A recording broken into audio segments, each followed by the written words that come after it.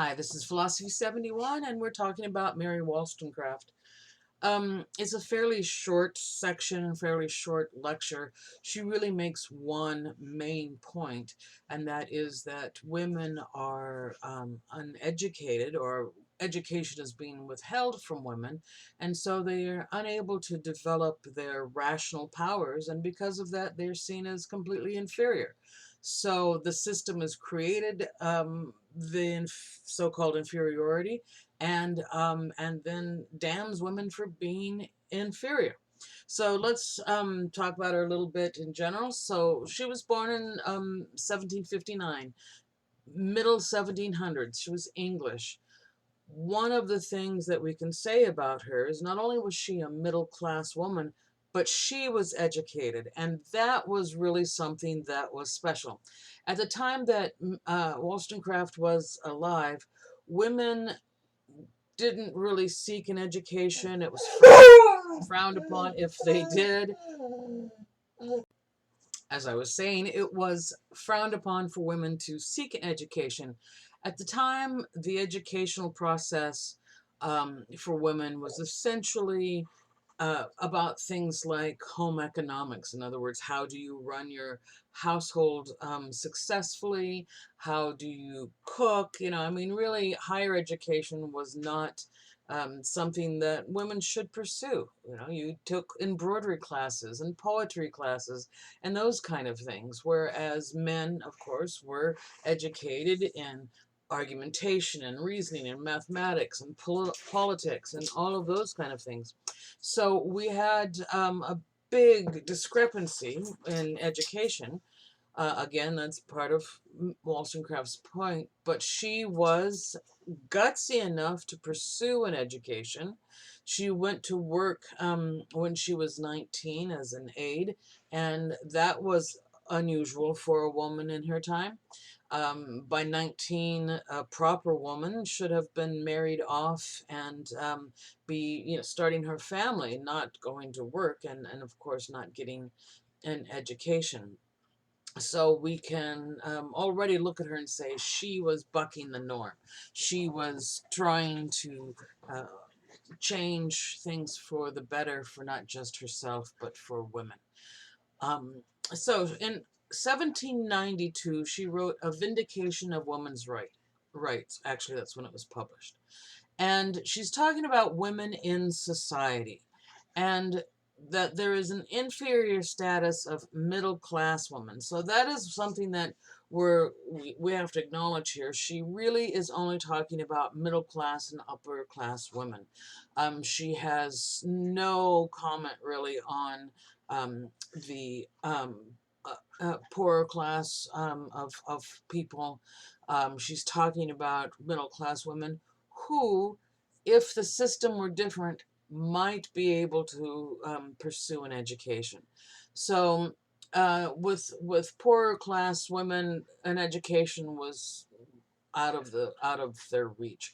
Education for males was often out of their reach as well. One of the things that she points out is that philosophy, actually she's just saying in general, reason is valued as the distinctively human function. It's what humans do, and it's what makes us human. Well, through education and society, men have their powers of rationality cultivated. In other words, they are encouraged, they are taught, they are trained to be rational people. And women were trained to cultivate beauty and sweetness, right? To speak in soft phrases and become alluring mistresses. So the whole purpose of a woman, or the whole activity of a woman, was to be attractive to a man, to to support him, to please him, and not to think or worry about rationality. Now, since women then were viewed as emotional rather than rational, as we know from the readings on Alison Jagger, right? Um, and women were not trained to think, they were seen as having inferior minds. Without having the ability to reason, they are, women are in a perpetual childhood, and they give up membership in the human species. And that's a very important idea. It's not that, oh, well, women are emotional, men are rational, and, that kind of discussion that's been going on for centuries. But it's the idea that humans are rational. And if a woman isn't rational, right, she's not part of the human species. She's something totally different. There are like men who are human, and then there are these women, right? That idea actually goes back to Aristotle. I didn't ask you to read anything on Aristotle, but when he's talking about developing virtues, he says that is a process of being rational. In other words, your rationality allows you to develop and figure out what the virtues are and to learn them and practice them. Well, he says women aren't fully developed, so they can't fully be virtuous. They can't be fully rational, sorry, or reasonable. So again, he's saying they're not fully human. It's interesting, you might say amusing, that he bases his idea that women aren't fully developed mentally because he says, look at a man and look at a woman, okay? Have them side by side. There's a part of the woman here that is not fully developed. On the man, it has developed. And if you could see where I'm pointing towards the groin area, right? So in other words, he's saying the woman has not developed the penis like she's supposed to, because apparently all humans have penises, and human-like things don't. So he says women weren't cooked long enough in the ground, so they never fully developed physically. And if they didn't develop physically, they didn't develop mentally. So women aren't capable of being rational, they're not capable of developing virtues, and they're not fully human. So it was an attitude that was embraced by a lot of people. It was actually already believed by a lot of people prior to Aristotle writing it. And by the time we get 1700, 1800 years later, and we're at Mary Wollstonecraft, she's pissed. She's like, I am human. All humans, male and female, are rational. It's just some of us have the ability nurtured and some have it neglected. And then those who have had it neglected through no fault of their own get damned for not having developed it. It's kind of like musical ability. Everybody has some sort of natural ability. If you foster it, we can develop some skills in playing an instrument, for example. But if you don't, if you're totally neglected on it, then you don't develop those skills. However, some people have like a natural inclination. So it's possible for some people to not be nurtured musically, but they can develop a talent or a skill for playing music. And they can sit down at a piano or a guitar and they can pick out some sounds that it's like, hey, that's actually a song. So what she's saying is, since we all have this ability, we should all have it we should all have it nurtured, and calls for a reform in the educational system. She's got a quote here that I'm going to read to you briefly. It's just a sentence that I like.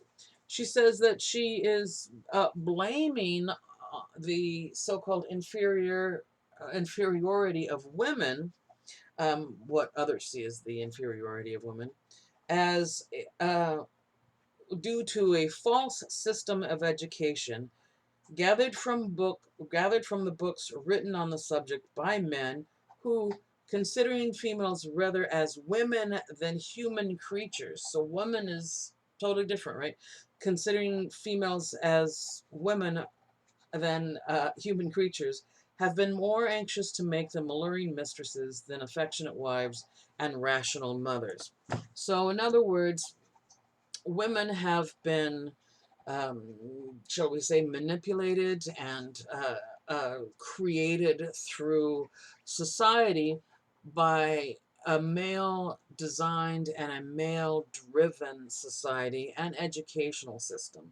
And it has caused women to not only not develop their rational powers, but it causes them to be overly emotional. Overly emotional because their powers of reason have been neglected. In other words, all they really have going on, and she says this is not only true about women but rich men, because of the pampering and the lack of rigor and education and those kind of things. Like, they just get, whatever they want. um, she says they have acquired the vices of civilization without any of the fruits. In other words, they have become weakened by false refinement, and they have a problem with the overstimulation of the senses. So she says that women and the rich are restless and anxious and look to things which excite emotion because they feel rather than reason and become unstable due to contradictory emotions. Basically, what she's describing are drama queens. I mean, we know people that are drama queens. We have drama kings. I mean, these are people that are just totally like, oh, what's going on? They're into the gossip. They're into reality shows. What's going on with those people? Oh, because they love it when so and so gets in a fight with so and so. They love the conflict. It excites their emotions. And that is a result of the fact that their emotions have been overstimulated and uh, fostered throughout their lives rather than their rationality. So she blames education almost exclusively. It's a problem because it is a male-designed or male-driven educational system, and they have totally short-sheeted women and done them an injustice. She wants a reform so that women can rejoin the human race or be acknowledged as part of the human race. It's a fairly straightforward article. Like I said, she only really makes one point. And I know that when you were reading the material that was her original writing, some of it's a little bit difficult to follow simply because of the language of the 1700s or mid 1700s as opposed to now. But her point, interestingly, was not only valid then, it is valid now. Things are getting better. I mean, there's no comparison, but back in the 1950s, there was not that long ago, 70 years ago, a Harvard law professor who the first day of school, first day of class, walked into his class, saw that there was a woman enrolled in the class, and he said, "I will not teach if with ovaries in the room," and walked out. And the school supported him and made the woman drop the course because he was not going to come back and teach if there was a woman in his course. So education has been not only extremely segregated, right, but it has been almost openly hostile to women. It has made things harder for women. And we can hear case after case from the past that show women have to be tougher, stronger, and do better than men to receive the same accolades as men. I mean, I will tell you this, that is so true, that a woman has to work harder. That when I'm doing things like selecting my doctor, Kaiser, you select a doctor. I select a black woman because I know she has had to work harder than men and harder than white people of either gender, and so she's probably the best doctor around, and and that's how it's been for women. Again, it's getting better, but we've got some ways to go, hence this class. Okay, I'm wrapping up Mary Wollstonecraft, and we'll move on to Simone de Beauvoir, who is going to talk about how women are not born, they are created. So they're not part of the human species either.